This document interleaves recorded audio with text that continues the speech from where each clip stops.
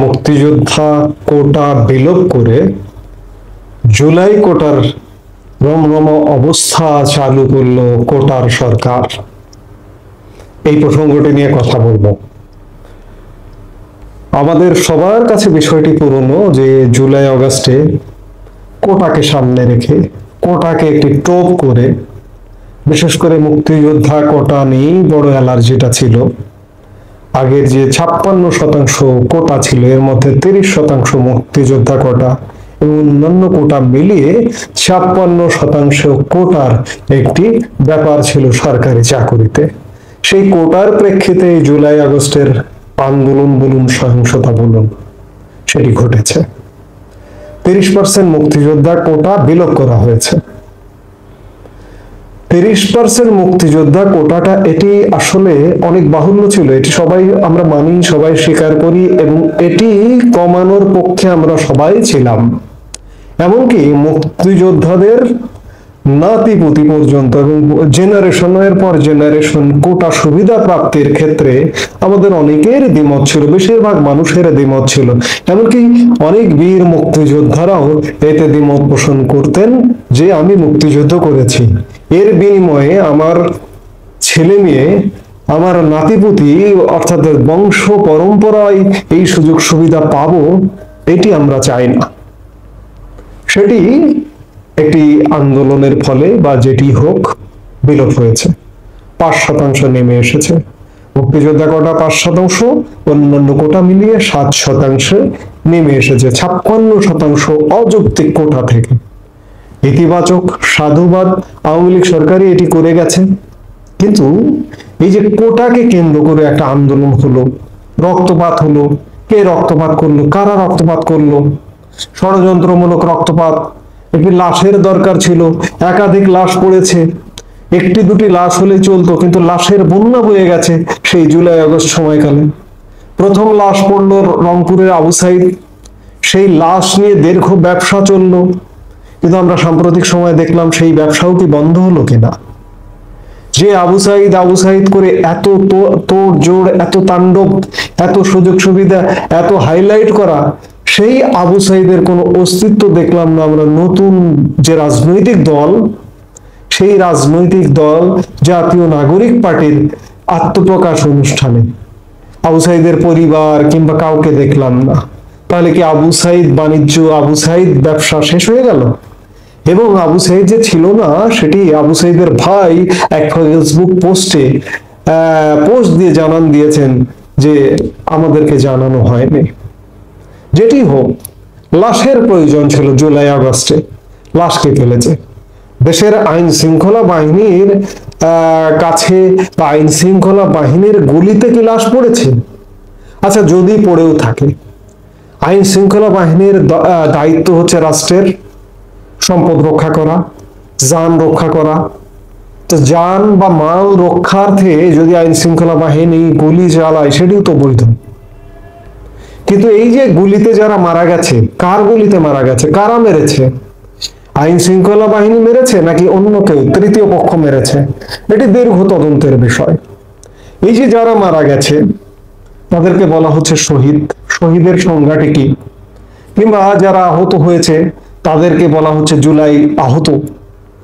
এই তাদেরকে নিয়ে বর্তমান কোটার সরকার, মোহাম্মদ ইউনূসের সরকার, কোটা নিয়ে নতুন তেলেস্মাতি শুরু করেছে। মুক্তিযোদ্ধা কোটা বা অযৌক্তিক কোটার বিরুদ্ধে যে আন্দোলন ছিল, সেই কোটার বিরুদ্ধে আন্দোলন করে আওয়ামী লীগ সরকার পতন করে একটি সরকার গঠন করে সেই সরকারটি আবার নতুন করে কোটা চালু করেছে। বাংলাদেশের মানুষ, আপনারা দেখুন, আপনারা বুঝুন, এই যে জুলাই সময়কালে যে মেট্রো রেল পোড়াতে গেছে, সে যদি গুলি খেয়ে মারা যায়, সে কি শহীদ? কিংবা যশোরে জাবের হোটেল, সেখানে লুটপাট করতে গিয়ে আগুনে পুড়ে মারা গেছে, তাদেরও এই যে শহীদদের যে শহীদ, তথাকথিত শহীদ বলা হচ্ছে 834 জনের একটা গ্যাজেট প্রকাশ করেছে জুলাই শহীদ। সেই জাবের হোটেল চুরি করতে গিয়ে, ডাকাতি করতে গিয়ে আগুনে পুড়ে মারা গেছে, তাদেরও নাম অন্তর্ভুক্ত করা হয়েছে।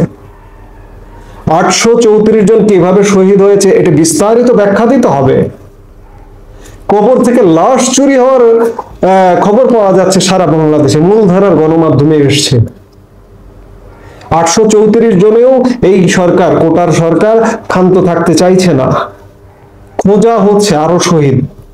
কবর থেকে লাশ তুলে নিয়ে এসে, লাশ চুরি করে এনে কি সেখানে অন্তর্ভুক্ত করা হবে? বিষয়টা এমন। এই যে শহীদ, তথাকথিত শহীদ নামে নানা রকম সুযোগ সুবিধা চালু করা হয়েছে, এই কোটার সরকার সেসব শহীদ পরিবারদের আর্থিক সহায়তার জন্য 30 লক্ষ টাকা এককালীন দেবার বন্দোবস্ত করেছে। আহতদের বিভিন্ন অ্যামাউন্টের টাকা, এবং শুধু তাই নয়, মুক্তিযোদ্ধা ভাতার মতো ভাতা, এইসব শহীদ, তথাকথিত শহীদ পরিবারের জন্য ভাতা, আহতদের জন্য ভাতা, অর্থাৎ যুদ্ধাহত মুক্তিযোদ্ধা, যুদ্ধে শহীদ, 71-এর যুদ্ধের শহীদ, 71-কে একদম সিমিলারিটি দেওয়া হচ্ছে, সমমানের করা হচ্ছে। এবং এরই ধারাবাহিকতায় সম্প্রতি গতকালকে সংবাদ মাধ্যমে প্রকাশ হয়েছে যে শিক্ষা প্রতিষ্ঠানে ভর্তির জন্য যে 5% মুক্তিযোদ্ধা কোটা আছে, সেই কোটার সাথে জুলাই শহীদ কিংবা জুলাই আহতরা, যারা জুলাই সহিংসতায় আহত হয়েছেন, তাদের পরিবারের সদস্যরা স্কুল ভর্তির 5% কোটা সুবিধা পাবেন। অর্থাৎ এক প্রকার দ্বিচারিতায় ভরপুর। এক কোটা বিলোপের জন্য আন্দোলন, সংগ্রাম, রক্তপাত, একটি সরকারের পতন, আর এক সরকার এসে মুক্তিযোদ্ধা কোটাকে খাটো করে জুলাই সহিংসতার কোটাকে উচ্চে তুলতে নতুন করে কোটা সুবিধা চালু করছেন।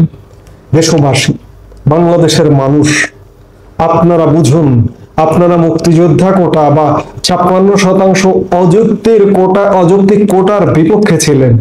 জুলাই মাসে অনেকে সমর্থন দিয়েছিলেন অযৌক্তিক কোটার বিরুদ্ধে, এমনকি সেই সময়ের সরকারও অযৌক্তিক কোটার বিরুদ্ধে ছিল, যার দরুন আদালতে আপিল করেছিল সরকার, এবং আদালতের মাধ্যমে সেই অযৌক্তিক 56% কোটাকে 7% কোটায় নেমে এনেছিল।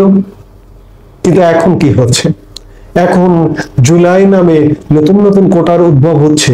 যারা মেট্রো রেল পুড়িয়েছে, যারা সরকারি স্থাপনা পুড়িয়েছে, যারা বিটিভি ভবন পুড়িয়েছে, যারা সড়ক ভবন পুড়িয়েছে, ইত্যাদি বিভিন্ন জায়গা পুড়িয়েছে, আন্দোলনের নামে রাষ্ট্রের সম্পদ নষ্ট করেছে, এমনকি হত্যা করেছে, তাদেরকে এখন কোটা সুবিধা দেওয়া হচ্ছে। বাংলাদেশের মানুষ এই অযৌক্তিক কোটাকে আপনারা কিভাবে নেবেন? আপনারা কি এটিকে গ্রহণ করবেন? গ্রহণ যদি করেন আপনাদের ব্যাপার, গ্রহণ যদি না করেন সেটিও আপনাদের ব্যাপার।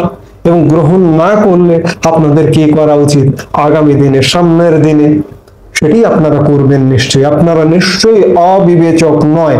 অনেকে ভুল বুঝে সেই আন্দোলনে, সেই সহিংসতায় সমর্থন দিলেও আজকে নিশ্চয়ই আর ভুল বুঝছেন না, ভুল থেকে বেরিয়ে আসবেন, সেটাই প্রত্যাশা।